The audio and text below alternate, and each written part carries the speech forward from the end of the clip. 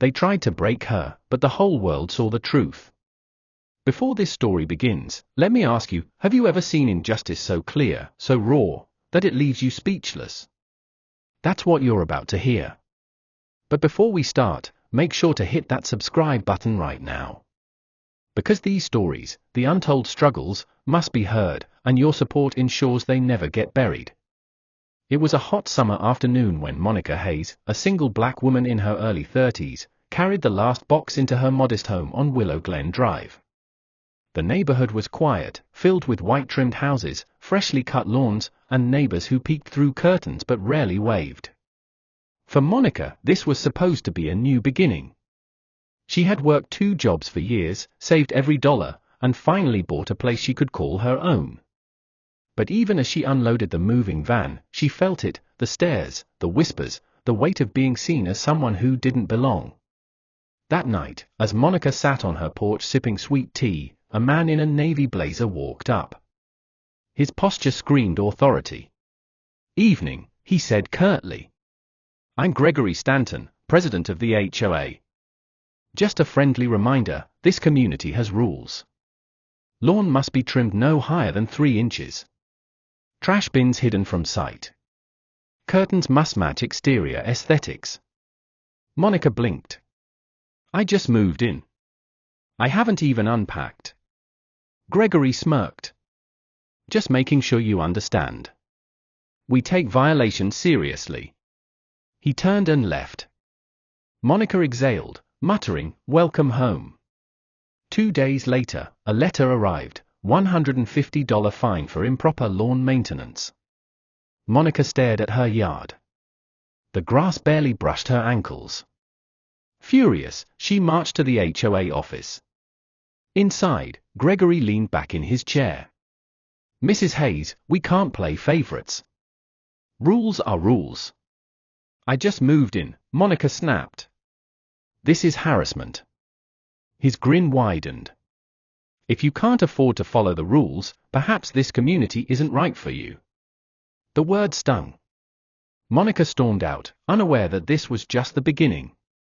Over the next weeks, the harassment grew. $200 fine, improperly parked vehicle, though her car was in her driveway. $300 fine, noise violation, her niece's birthday party at 6 p.m.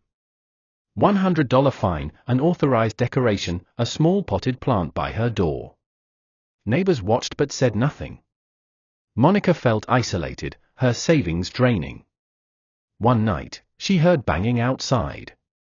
Rushing out, she found 2 HOA officers, Gregory's enforcers, walking around her property with flashlights, measuring tape in hand. "What are you doing on my property?" she demanded. "Routine inspection," one replied smugly. "You don't have the right." "Actually, under HOA code, we do."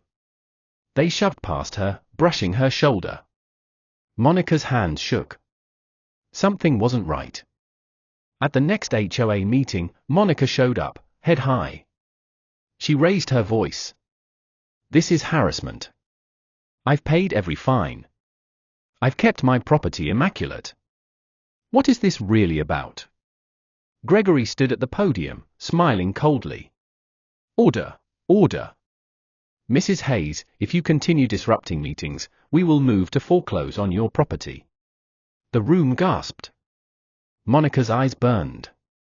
"You can't take my house." Gregory leaned closer, voice low but audible. "Watch us." The crowd murmured, some smirking, some uneasy. Monica felt alone, until she noticed a few neighbors filming on their phones. Late one evening, Monica returned home to find her fence torn down. Trash scattered across her lawn. Spray paint on her garage door read, "You don't belong here." Her heart raced. She called the police, but when they arrived, Gregory was already there with his officers. "She's exaggerating," Gregory said smoothly. "Looks like kids playing pranks. No evidence it's HOA related." The officers exchanged looks but said little.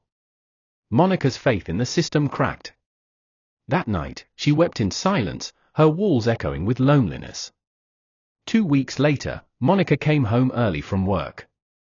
As she pulled up, she saw Gregory and two HOA officers on her porch, clipboard in one hand, crowbar in the other. "What the hell are you doing?" she shouted, jumping out of her car. Gregory smirked. "Inspection." She pulled out her phone. "This is trespassing." One officer lunged forward, grabbing her wrist. "Put the phone down." The struggle turned violent. They shoved her to the ground. Monica screamed, her voice echoing through the street. And then, click! Click! Click! Neighbors' blinds flew open. Phones raised. Dozens of cameras captured everything. "Hey! We're recording this," someone shouted. The HOA officers froze. Gregory's face paled.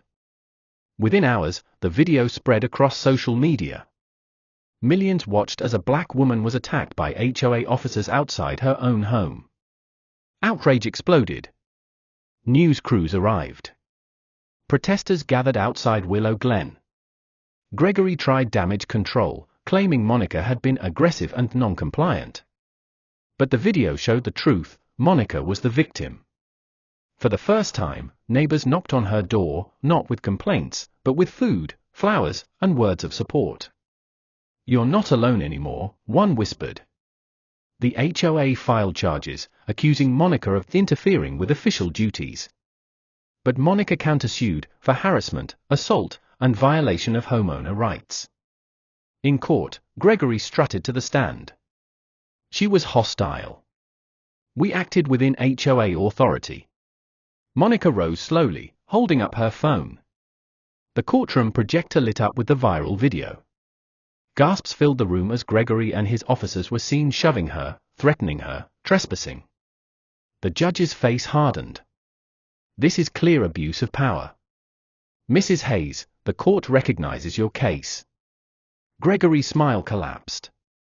After court, Monica walked outside to cheers. Reporters thrust microphones toward her. She felt hope for the first time. But then, a black SUV pulled up.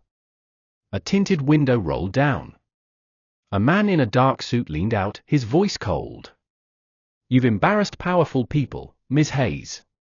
The HOA isn't your only enemy. This is bigger than you think." He tossed a folder onto the pavement. Inside were photos of Monica's family, her workplace, her private life. Her breath caught. This wasn't just about property anymore. The fight had only begun. If this story has you on the edge of your seat, don't forget to hit that subscribe button right now. These struggles are real, and your support ensures that stories like Monica's are told loud and clear. If Monica's courage inspired you, hit that like button, share this video, and drop a comment below, because your voice matters too. And don't forget to subscribe to the Untold Struggles. Part 2 of this story will leave you speechless.